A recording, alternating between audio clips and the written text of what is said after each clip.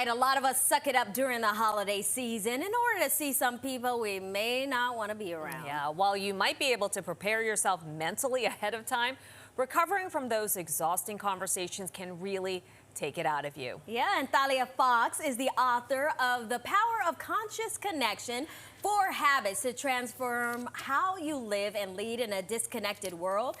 She is also the CEO, is it Kusai Global. And Talia, thank you for joining us.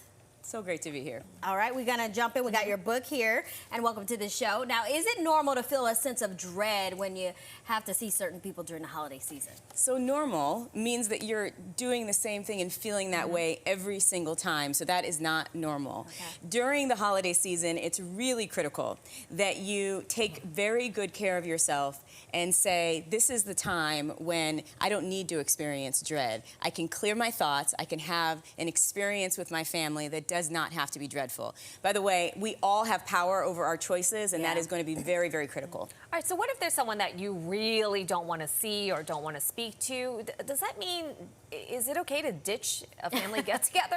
So here's the deal.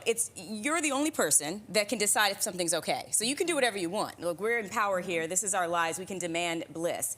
However, sometimes hard relationships is an opportunity for us to grow, an opportunity for us to connect, and an opportunity for us to see, are you the difficult person or are they the difficult person? Okay, so speaking of difficulty, setting boundaries ahead of time is helpful, but what happens if the other person or people do not respect your boundaries? Those boundary suckers. So can I just say the struggle is real, and energy is real, and these boundaries are real. So boundaries are not words.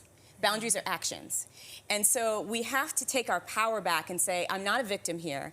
I have complete control over my boundaries and what I can do to make a difference in my life. And so when you have family members that aren't respecting your boundaries, is that the case, or are you not doing the action steps in order to make sure that that stuff happens? So, you know, if you say something, you have to act on it. All right, there's always that one person who really knows how to push your buttons. How do you handle that? What's the best way to handle those difficult situations? So I have this saying that I say, which is lose your buttons before you lose your marbles. So we've become like these very predictable rag dolls where we wear our buttons on our sleeves. And so your self-care plan for 2024 is to begin to work on those buttons. Because here's what's beautiful about the buttons.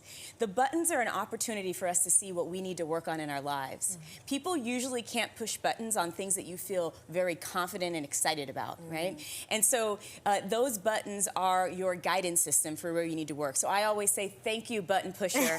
Thank you for giving me my guide for 2024. I'm going to take my power back and not give you the ability to push my button whenever you feel like it. Yeah, and sometimes when you don't want to feel, you don't want to cause a scene with family. You want to protect your peace, but sometimes things are mentally exhausting. So what do you do in those situations when you feel that that's the case? So we are, right now, going to stop saying that we're exhausted and drained and that we're dreading family things. We're going to take back our thoughts, and we're going to start saying, I'm grateful for the time apart from work. I'm enjoying myself, even if you don't believe it quite yet. You plan a day where you can reflect. You plan some time where you're able to really get a hold of how you're feeling. So this could be brainstorming some things that you want to do, sending thank you texts. If you have a really difficult family member, identify something that they've done that you're really excited about and send them a text of appreciation.